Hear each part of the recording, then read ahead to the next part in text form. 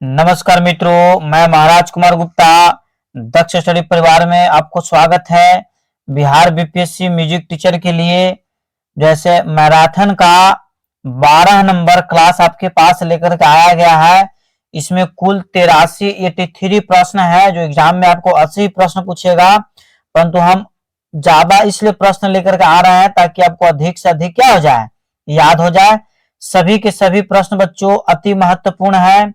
प्रतिदिन सुबह 8 बजे लाइव क्लास लिए जाते हैं। आप सुबह प्रतिदिन 8 बजे क्लास को जरूर ज्वाइन कर लें। यदि आप चैनल को पहली बार विजिट कर रहे हैं तो चैनल को सब्सक्राइब करना न भूलें। अति महत्वपूर्ण सूचना यह है कि बहुत सारे बच्चों का यह कंप्लेन आया है कि सर याद नहीं हो रहा है। यदि आपको याद करने का समय नहीं मिल रहा है या फिर याद नहीं हो रहा है, इसका सरल उपाय है कि अब जब हम लाइव क्लास सुबह 8 बजे लेते हैं, उस समय आप क्या कीजिए कि YouTube के कमेंट बॉक्स में क्वेश्चन को देखते के साथ आप आंसर दे दिया कीजिए। जैसे क्वेश्चन आपका है कि ढोलक किस चीज की बनी होती है, हम कुछ समय आपको देते हैं। इसमें आपको क्या करना है कि आंसर आपको नीचे कमेंट्स में क्या कर देना है, लिख देना है। अतः बिना समय गवाए हुए आज के प्रथम प्रश्न पर बच्चों ध्यान दीजिए कि ढोलक किस चीज की बनी होती है। ढोलक किस चीज की बनी होती है, तो इसका आंसर हो जाएगा बच्चों स्टील की। डी नंबर क्या हो जाएगा, ढोलक किस चीज की बनी होती है, तो स्टील की बनी होती है। आपको याद होना चाहिए। अगला प्रश्न मित्रों कि कर्नाटक संगीत का पितामह किसे कहा जाता है। यदि आप बीपीएससी म्यूजिक टीचर की तैयारी कर रहे हैं, किसी भी प्रकार के म्यूजिक टीचर की तैयारी कर रहे हैं, तो इसका आंसर बच्चों आपको याद होना अति आवश्यक है। तो इसका आंसर हो जाएगा पुरंदर दास। सी नंबर क्या हो जाएगा, पुरंदर दास। ठीक है बच्चों, नेक्स्ट प्रश्न पर आप ध्यान दीजिए। संगीत सार ग्रंथ के अनुसार जय घंटा को लोक में क्या कहते हैं। ठीक है, ध्यान से देखिएगा कि संगीत सार ग्रंथ के अनुसार जय घंटा को लोक में क्या कहते हैं। तो इसका आंसर हो जाएगा बच्चों झालरी। बी नंबर क्या हो जाएगा, झालरी। ठीक है, अगला प्रश्न पर आप ध्यान दीजिए कि प्रबंध में नायकों के गुणों का वर्णन करना क्या कहलाता है। प्रबंध में नायक के गुणों का वर्णन करना क्या कहलाता है। इसका बच्चों कमेंट्स में आप आंसर अवश्य दीजिए। इसका आंसर हो जाएगा पद। पद कहने का मतलब है कि डी नंबर। ठीक है मित्रों, नेक्स्ट प्रश्न पर ध्यान दीजिए कि जागिया सारंगी, जागिया सारंगी में तार किसके किसके नहीं कितने होगा। चलिए ठीक है, जागिया सारंगी में तार किसके व कितने होते हैं। अर्थात कहने के मतलब है बच्चों कि जागिया सारंगी में तार किसकी बनी होती है और तारों की संख्या कितनी होती है। तो इसका आंसर हो जाएगा बच्चों बी नंबर। मतलब तार जो बनी होती है तात के बनी होती है और तारों की संख्या 3 होती है। तारों की संख्या कितनी होती है, 3। जागिया सारंगी में तार तात का बना होता है और तारों की संख्या कुल 3 होता है। अगला प्रश्न है कि गमक को दक्षिण भारत में किस नाम से जाना जाता है। गमक को दक्षिण भारत में किस नाम से जाना जाता है। तो इसका आंसर हो जाएगा बच्चों त्रिपुछ। B number. ठीक है, गमक को दक्षिण भारत में किस नाम से जाना जाता है, तो त्रिपुक्ष के नाम से जाना जाता है। अगला प्रश्न है कि निम्नलिखित में से कौन प्राचीन प्रबंध के अंग में नहीं आते हैं। निम्नलिखित में से कौन प्राचीन प्रबंध के अंग में नहीं आते हैं। तो इसका आंसर हो जाएगा बच्चों पद। डी नंबर क्या हो जाएगा, पद। ठीक है, अगला प्रश्न पर ध्यान दीजिए। श्रीनिवास किस ग्रंथ के लेखक हैं। श्रीनिवास किस ग्रंथ के लेखक हैं। तो बच्चों आपको बता देना चाहते हैं इसमें से कोई भी ऐसा ग्रंथ नहीं है जो श्री ग्रंथ साहब जो है से लिखे हैं। अर्थात इसका आंसर होना चाहिए नन ऑफ दीज, इनमें से कोई नहीं, इनमें से कोई नहीं। ठीक है, अगला प्रश्न है संगीत दर्पण में रागों के किस वर्गीकरण को अपनाया गया है। संगीत दर्पण में रागों के किस वर्गीकरण को अपनाया गया है। तो इसका आंसर हो जाएगा मित्रों राग रागनी।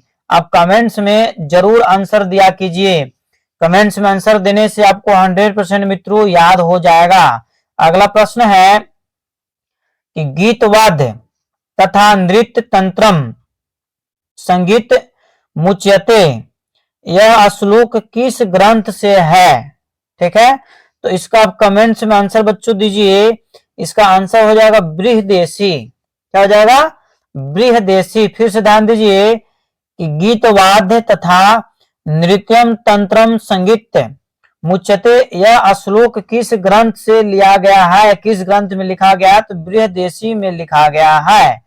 अगला प्रश्न है कि तिसत्र जाति के रूपक ताल में मात्राएं होती है। तिसत्र जाति के रूपक ताल में कितनी मात्राएं होती है? तो इसका आंसर हो जाएगा बच्चों 5। कितना हो जाएगा? 5। अगला प्रश्न पर ध्यान दीजिए। विष्णु चक्रवर्ती जो अच्छे ध्रुपद गायक भी हैं, ये गुरु कौन है? अर्थात आपसे पूछ सकता है कि विष्णु चक्रवर्ती के गुरु कौन है? तो इसका आंसर है बच्चों देवेंद्रनाथ। सिंपल फॉर्म में याद कर लीजिए कि विष्णु चक्रवर्ती जो अच्छे ध्रुपद गायक भी हैं, उनके गुरु कौन है? तो देवेंद्रनाथ है। या फिर प्रश्न आपसे पूछ सकता है कि विष्णु चक्रवर्ती का संबंध किससे है? तो आपको ध्रुपदी गायक से है, ध्रुपद गायक से है। अगला प्रश्न है ध्रुपद और उसका विकास के लेखक कौन है? ध्रुपद और उसका विकास के लेखक कौन है? अति महत्वपूर्ण प्रश्न बच्चों। इसका आंसर हो जाएगा आपको, ध्यान दीजिए, ओमकार नाथ ठाकुर। B number. ध्रुपद और उसके विकास के लेखक कौन है? तो ओमकार नाथ ठाकुर है। अगला प्रश्न है कि पाश्चात्य संगीत में कोमल स्वर को क्या कहते हैं? पाश्चात्य संगीत में कोमल स्वर को क्या कहते हैं? तो इसका आंसर बच्चों हो जाएगा फ्लैट, एप्पल। ठीक है, क्या हो जाएगा? फ्लैट। पाश्चात्य संगीत में कोमल स्वर को क्या कहते हैं? फ्लैट कहते हैं। अगला प्रश्न है कि ध्रुपद कला केंद्र इंदौर की ओर से पखावज विभूषण की उपाधि से किसे सम्मानित किया गया? इसका आंसर हो जाएगा मित्रों रामदास शर्मा। सी नंबर। क्या हो जाएगा? C number. इनको विभूषण की उपाधि से सम्मानित किया गया है। या फिर पूछ सकता है कि रामदास शर्मा का संबंध किस वाद्य यंत्र से है? तो पखावज से है। क्या टिक करिएगा? पखावज। ठीक है मित्रों, नेक्स्ट प्रश्न है उज्जैन द्वारा पखावज रत्न की उपाधि किसे प्रदान की गई? उज्जैन द्वारा पखावज रत्न की उपाधि किसे प्रदान की गई? तो इसका आंसर हो जाएगा मित्रों रामदास शर्मा को। अभी तुरंत जिक्र किए थे कि रामदास शर्मा क्या बजाते हैं?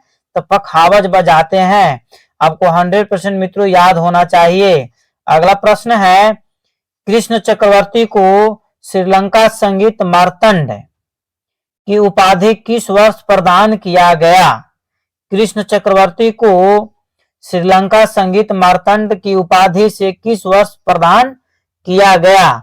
तो इसका आंसर हो जाएगा बच्चों 1995। 1995। इसका आंसर क्या है? सही है, सी नंबर। ठीक है, इसका आंसर क्या बच्चों? सी नंबर। नेक्स्ट प्रश्न बच्चों ध्यान दीजिए। इंदिरा कला संगीत विश्वविद्यालय जो खैरागढ़ द्वारा कृष्ण शंकर पंडित को डॉक्टर की उपाधि कब प्रदान किया गया था? ठीक है, तो इसका आंसर हो जाएगा मित्रों 1962 में। 1962 में। आपको याद होना चाहिए कि कृष्ण शंकर पंडित को डॉक्टरेट की उपाधि से कब सम्मानित किया गया था? तो 1962 में। कौन से विश्वविद्यालय ने किया था? तो इंदिरा कला संगीत विश्वविद्यालय। कहाँ है? तो खैरागढ़ में है, छत्तीसगढ़ में। अगला प्रश्न बच्चों कि बाबर के पुत्र का नाम बताएं जो संगीत प्रेमी भी था। तो इसका आंसर हो जाएगा हुमायूं। ठीक है, बाबर के पुत्र का नाम बताएं जो एक संगीतज्ञ प्रेमी भी था। तो हुमायूं। अगला प्रश्न बच्चों वह प्रसिद्ध गायक जो हुमायूं के आश्रय में रहने की पश्चात बहादुर शाह जफर की सेवा में चले गए थे, वह प्रसिद्ध गायक का नाम बताएं जो हुमायूं के आश्रय में रहने के पश्चात बहादुर शाह जफर की सेवा में चले गए थे। तो इसका आंसर हो जाएगा बच्चों बी नंबर, बैजू बावरा। कौन हो जाएगा? बैजू बावरा। बच्चों आपको आंसर याद होना चाहिए कि बैजू बावरा। ठीक है मित्रों, नेक्स्ट प्रश्न पर आप ध्यान दीजिए कि भारतीय संगीत का स्वर्ण युग किस काल को कहा जाता है?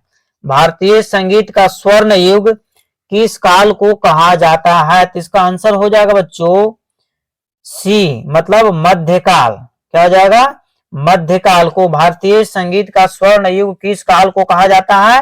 तो मध्यकाल को। अगला प्रश्न है, अकबर के समय में किन दो गायकों का प्रचार था? अकबर के समय में किन दो गायकियों का प्रचार था? तो इसका आंसर हो जाएगा मित्रों ख्याल और ध्रुपद, बी नंबर, ख्याल और ध्रुपद। अगला प्रश्न मित्रों, मियां मल्हार राग के रचयिता कौन है? मियां मल्हार राग के रचयिता कौन है? यदि आप बीपीएससी टीचर के लिए तैयारी कर रहे हैं, म्यूजिक का संगीत का शिक्षक बनना चाहते हैं, तो आपको इसका आंसर क्या होना चाहिए? याद होना चाहिए मियां तानसेन। मियां मल्हार राग के रचयिता कौन है? तो मियां तानसेन। फर्स्ट आपको कमेंट्स में आंसर दे देना है। कव्वाली गान विद्या का अवतरण किसने किया था? कव्वाली गान विद्या का अवतरण किसने किया था? तो इसका आंसर हो जाएगा मित्रों, बारीकी से ध्यान दीजिए कि मोहम्मद शाह रंगीला के शासनकाल में, मोहम्मद शाह रंगीला। अगला प्रश्न है कि सारंगदेव ने कितने ग्राम रागों का उल्लेख किया है? सारंगदेव ने कितने ग्राम रागों का उल्लेख किया है? तो इसका आंसर हो जाएगा बच्चों 30। कितना हो जाएगा? 30। ठीक है, सारंगदेव ने कितने ग्राम रागों का उल्लेख किया है? तो 30 का। संगीत रत्नाकर में समस्त रागों को कितने वर्गों में विभाजित किया गया है?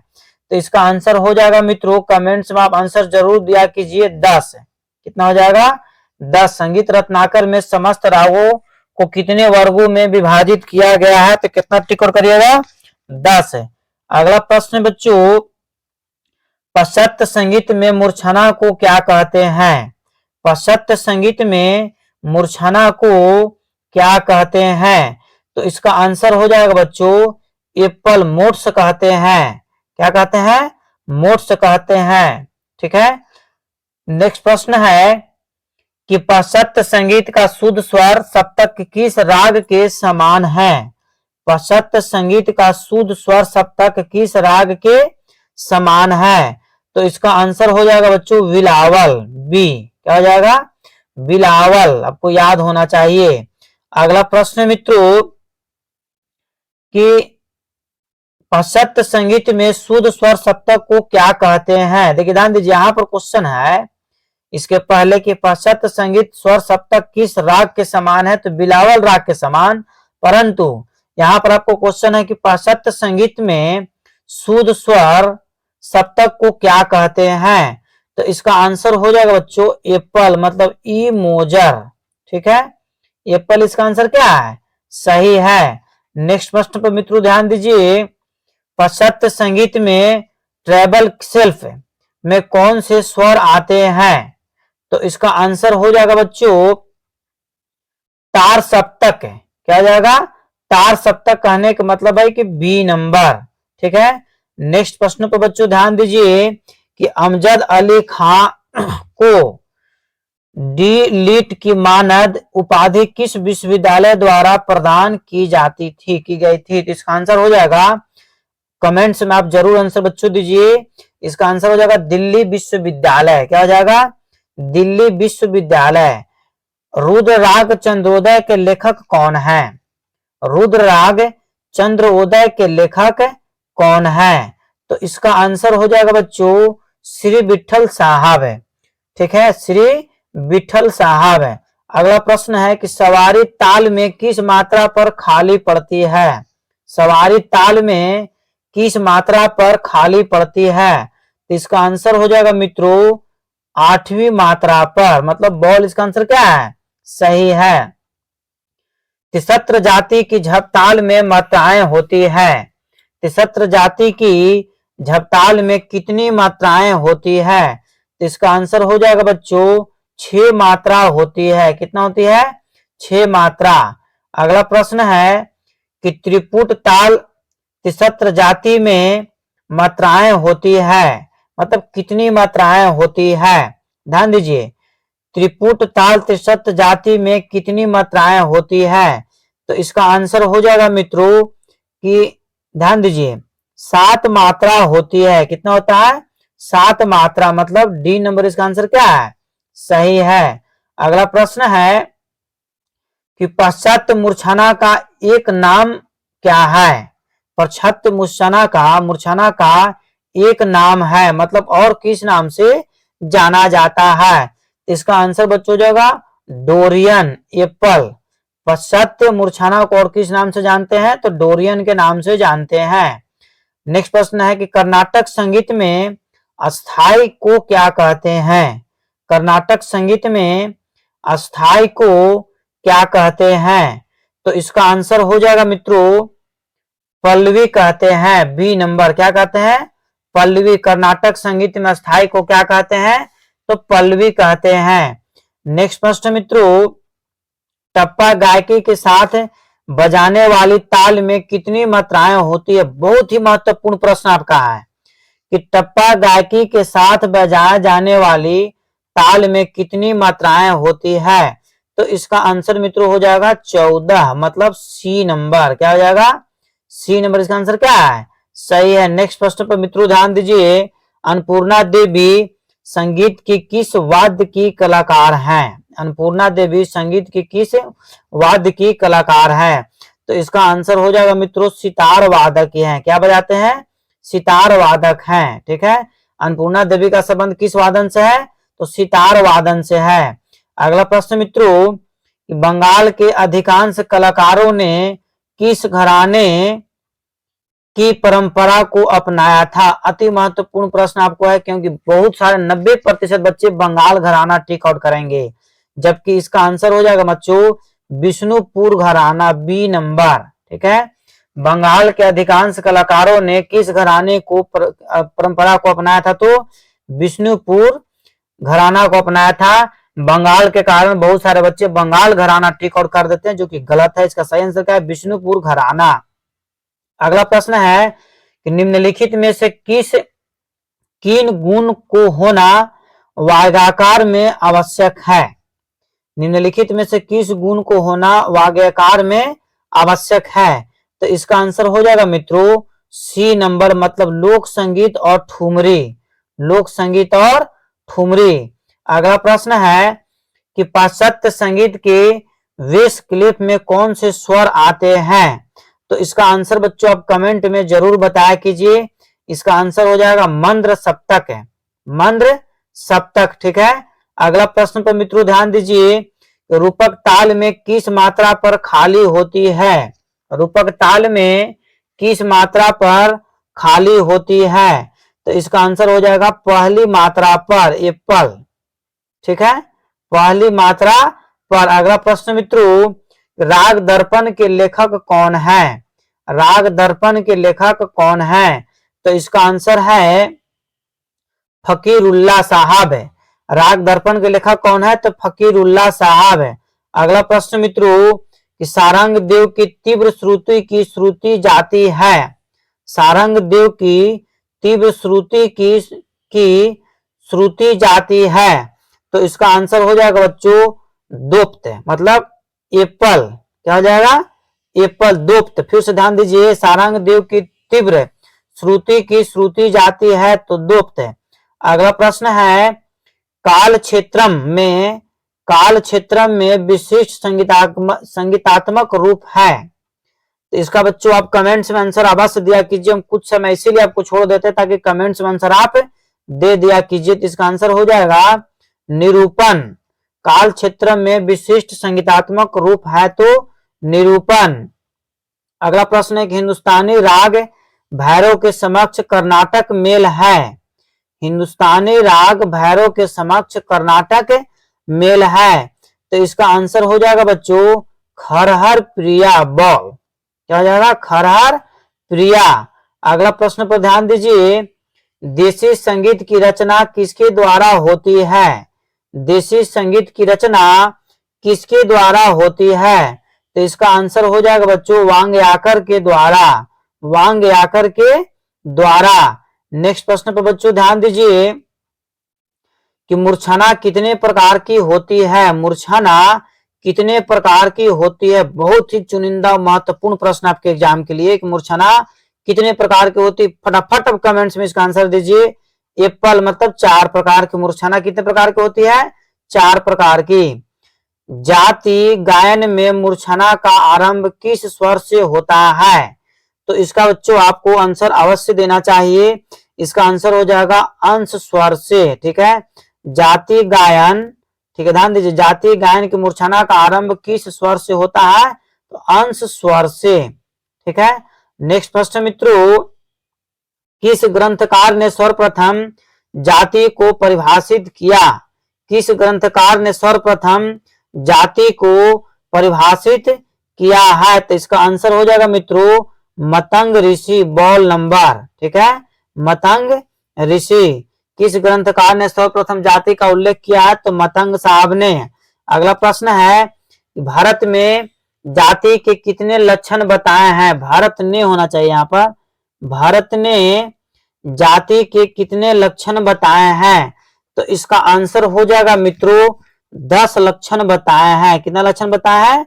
10 लक्षण, मतलब एप्पल। भारत ने जाति के कितने लक्षण बताए हैं? तो 10 लक्षण बताए हैं। अगला प्रश्न है कि त्यागराज की मां का नाम बताएं, या फिर त्यागराज की मां का नाम क्या था? तो इसका आंसर हो जाएगा मित्रों, कमेंट्स में आप आंसर देते रहिए, शांति देवी। त्यागराज की मां का नाम क्या था? शांति देवी। अगला प्रश्न है कि राजस्थान में मांगा जाति द्वारा प्रयोग होने वाले वाद्य को क्या कहते हैं? राजस्थान में मांगा जाति द्वारा प्रयोग होने वाले वाद्य को क्या कहते हैं? तो कामा यांचा, कामा यांचा। सी नंबर बच्चों इसका आंसर क्या है? सही है। नेक्स्ट प्रश्न पर ध्यान दीजिएगा कि प्रबंध में नायक के नाम कुल आदि का वर्णन करना क्या कहलाता है? प्रबंध में नायक के नाम कुल आदि का वर्णन करना क्या कहलाता है? तो इसका आंसर हो जाएगा बच्चों तेनक। तेनक मतलब कहने का मतलब है कि बी नंबर। क्या हो जाएगा? बी नंबर इसका आंसर क्या है? सही है। काल हर्तिस, काल हर्तिस पंचरत्न का रचनाकार कौन है? तो इसका आंसर हो जाएगा मित्रों त्यागराज साहब। कैट, त्यागराज साहब। नेक्स्ट प्रश्न पर ध्यान दीजिएगा कि काल हत्तीस पंचरत्न के रचनाकार कौन है? तो सेम क्वेश्चन आपको बच्चों रिपीट हो गया है। इसका आंसर हो जाएगा त्यागराज साहब। ठीक है, नेक्स्ट प्रश्न है संगीत चंद्रिका के ग्रंथकार कौन है? या फिर संगीत चंद्रिका के लेखक कौन है? एग्जाम के लिए बहुत ही महत्वपूर्ण प्रश्न है। तो इसका आंसर हो जाएगा बच्चों सी नंबर, मतलब मत्तु इटया भागवतार। ठीक है, ठीक। अगला क्वेश्चन पर बच्चों ध्यान दीजिए कि सारंगदेव ने कितने अलंकारों का वर्णन किया है? सारंगदेव ने कितने अलंकारों का वर्णन किया है? तो इसका आंसर हो जाएगा मित्रों 13 अलंकारों का। सारंगदेव ने कितने अलंकारों का वर्णन किया है? तो 13। अवनद वाद्य को भरत ने किस संज्ञा से पुकारा है? मतलब अवनद नाद को भरत ने और किस संज्ञा से पुकारा है? बताइए फटाफट कमेंट्स में आंसर क्या होगा। इसका आंसर हो जाएगा बच्चों आतोध। आ तो और धा, बी नंबर। क्या हो जाएगा? B number. नेक्स्ट प्रश्न मित्रों, प्रसिद्ध मृदंग वादक हैं, प्रसिद्ध मृदंग वादक हैं। तो इसका आंसर हो जाएगा M S Gopal Krishnan, D number. प्रसिद्ध मृदंग वादक कौन है? M S Gopal Krishnan. अगला प्रश्न बच्चों, एस का चिन्ह प्रदर्शित करता है या एस का चिन्ह है? तो द्रुत के लिए। किसका? द्रुत का। एस का चिन्ह किसका है? तो द्रुत का। राग हिंदुस्तानी बिहाग की व्युत्पत्ति किससे हुई है? राग हिंदुस्तानी बिहाग की व्युत्पत्ति किससे हुई है? तो इसका आंसर हो जाएगा मित्रों खरहर प्रिया एप्पल। ठीक है, राग हिंदुस्तानी बिहार की व्युत्पत्ति किससे हुई है? तो खरहर प्रिया। अगला प्रश्न है कि आधुनिक गमक का प्राचीन नाम है। बहुत ही महत्वपूर्ण प्रश्न बच्चों कि आधुनिक गमक का प्राचीन नाम क्या है? तो इसका आंसर हो जाएगा बच्चों उदात। क्या हो जाएगा? उदात, मतलब सी नंबर, उदात्त। ठीक है, आधुनिक गमक का प्राचीन नाम क्या है? तो क्या टिक करिएगा? उदात है। अगला प्रश्न मित्रों कि दक्षिण भारत के ग्रंथों में गमक के कितने प्रकार मिलते हैं? गमक के कितने प्रकार मिलते हैं? तो इसका आंसर हो जाएगा मित्रों 10। कितना हो जाएगा? 10। ध्यान दीजिए, दक्षिण भारत ग्रंथों में गमक के कितने प्रकार मिलते हैं? तो 10। 10 कहने का मतलब है कि सी नंबर। ठीक है, दक्षिण भारत के ग्रंथों में गमक के कितने प्रकार मिलते हैं? तो 10 है। अगला प्रश्न मित्रों, राजस्थान में लगाओ प्रचलित सारंगी में कितने मुख्य तार होते हैं?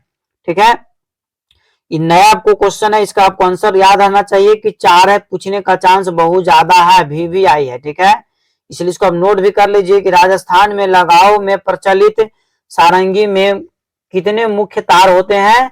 तो 4 होते हैं, मतलब एप्पल इसका आंसर बच्चों क्या है? सही है। अगला प्रश्न है कि अभिनव भारती के लेखक कौन है? अभिनव भारती के लेखक कौन है? तो इसका हो जाएगा बच्चों भरत साहब है, या फिर अभिनव राग मंजरी के लेखक भी पंडित भरत खंडे साहब हैं। अगला प्रश्न मित्रों कि ताल किसमें 8 ताली और 3 खाली है? माने कौन सा ऐसा ताल है जिसमें 8 ताली और 3 खाली है? तो इसका आंसर हो जाएगा मित्रों रुद्र ताल में, रुद्र ताल में, सी नंबर। ठीक है, नेक्स्ट प्रश्न पर बच्चों ध्यान दीजिए, पंडित दामोदर कृत ग्रंथ कौन है?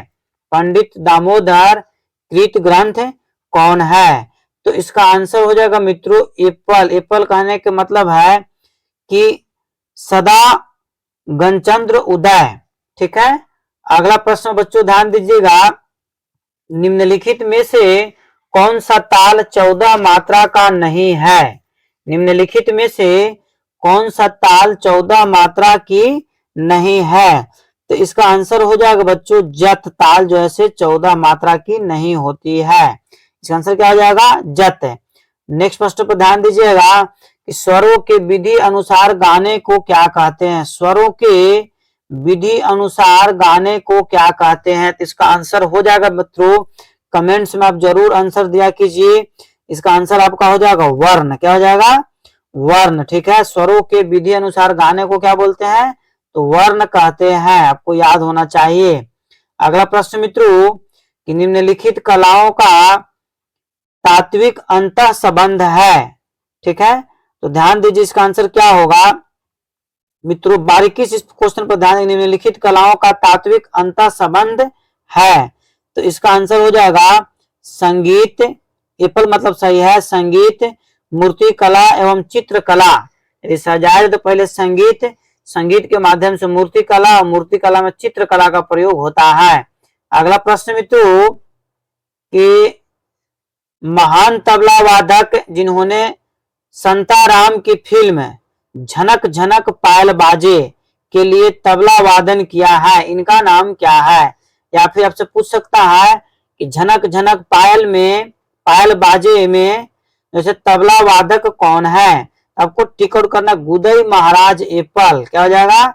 गुदई महाराज। या फिर आ जाए क्वेश्चन कि झनक झनक पायल बाजे रे का जैसे निर्देशक कौन है? तो हो क्या आंसर हो जाएगा? संताराम। अगला प्रश्न बच्चों, निम्नलिखित में से किसने संगीत शास्त्र से संबंधित काम नहीं किया है? तो देखिए पंडित रविशंकर साहब का संगीत से ही है, डॉक्टर बिलात का संगीत से ही है, इंद्रानी चक्रवर्ती संगीत से ही है। आपको सीधा सीधी आंसर छट गया ए नंबर। ए कहने का मतलब डॉक्टर प्रेमलता शर्मा का संबंध जैसे संगीत क्षेत्र से है ही नहीं है। अगला प्रश्न है, पद्म भूषण उपाधि प्राप्त तबला वादक कौन है? पद्म भूषण उपाधि प्राप्त तबला वादक, प्रथम तबला वादक कौन है? तो इसका आंसर हो जाएगा मित्रों अहमद जॉन विरकुआ। अहमद जॉन विरकुआ। बॉल नंबर इसका आंसर बच्चों क्या है? सही है। अगला प्रश्न पर ध्यान दीजिएगा कि निम्नलिखित तबला वादकों को उनमें काल के अनुसार सजाएं। निम्नलिखित तबला वादकों को उनमें काल के अनुसार सजाएं, अर्थात सबसे पहले आपको हो जाएगा मन्ने खां 2 नंबर, ठीक है। इसके बाद वाजिद अली खां 4 नंबर। इसके बाद आफाक हुसैन साहब, आफाक हुसैन साहब 3 नंबर। इसके बाद हो जाएगा जाकिर हुसैन साहब सबसे अंत में रहे, अर्थात 2 4 3 के, अर्थात सबसे पहले आपको हो जाएगा मुन्ने खां, फिर हो जाएगा वाजिद खलीफा, और फिर 80 नंबर में आपको हो जाएगा आफाक हुसैन, और फिर लास्ट में डी में हो जाएगा जाकिर हुसैन साहब है। ठीक बच्चों, नेक्स्ट प्रश्न पर ध्यान दीजिए कि किस काल में गौत के लिए गीर, गातु, गाथा, गमत्र, गीति व साम शब्द का प्रयोग किया जाता था? तो ऋग्वेद काल में। देखिए ध्यान दीजिए, क्वेश्चन को बारीकी से पढ़िए, थोड़ा सा यहाँ पर ध्यान दीजिएगा कि किस काल में गीत यहाँ पर लिखा है, क्या लिखाएगा?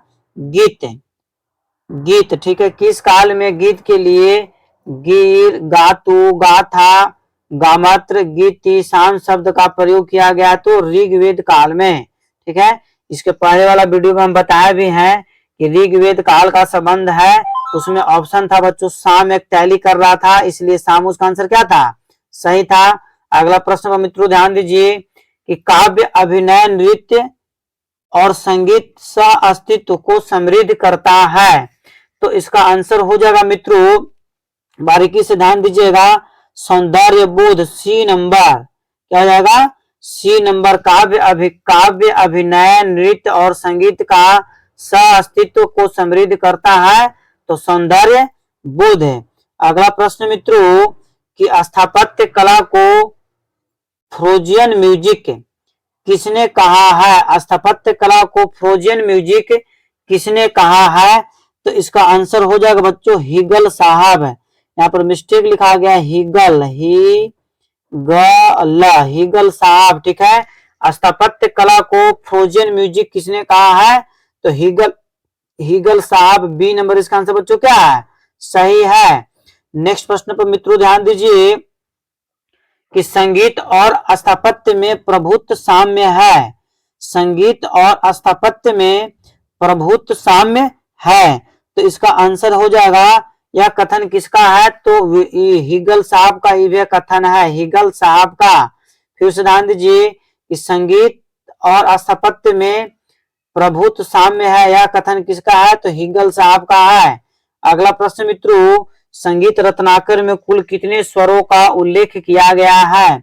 संगीत रत्नाकर में कुल कितने स्वरों का उल्लेख किया गया है? तो इसका आंसर हो जाएगा बच्चों 21। 21 कहने का मतलब है कि एप्पल, ठीक है। संगीत रत्नाकर में कुल कितने स्वरों का उल्लेख किया गया है? तो 21 है।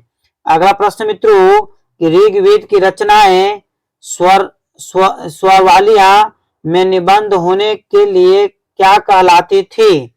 तो इसका आंसर बच्चों हो जाएगा स्रोत कहलाती थी। एप्पल क्या कहलाती थी? स्रोत। ऋग्वेद की रचनाएं स्वरवालियों में निबंध होने के लिए क्या कहलाती थी? तो स्रोत कहलाती थी। ठीक बच्चों, इस प्रकार आज का क्लास यहीं पे समाप्त किया जा रहा है। बिहार शिक्षक भर्ती परीक्षा 2023 म्यूजिक का तैयारी यहाँ पर करवाया जाता है। यदि आप प्रतिदिन सुबह 8 बजे क्लास को ज्वाइन कर लेते हैं, लाइव क्लास, तो आपको 100% हम वादा करते हैं कि आपको याद हो जाएगा। तो याद हो जाएगा। सभी के सभी प्रश्न अति महत्वपूर्ण बच्चों डाला जा रहा है। यदि चैनल पर पहली बार विजिट कर रहे हैं तो चैनल को बच्चों सब्सक्राइब करना ना भूलें, लाइक करना ना भूलें, और शेयर तो अपने लोगों को जरूर करें ताकि आप भी पढ़ें और आपके लोगों भी पढ़ें। ठीक है, तब तक जय हिंद, जय भारत। एक बार प्रेम से बोलिए भारत माता की जय।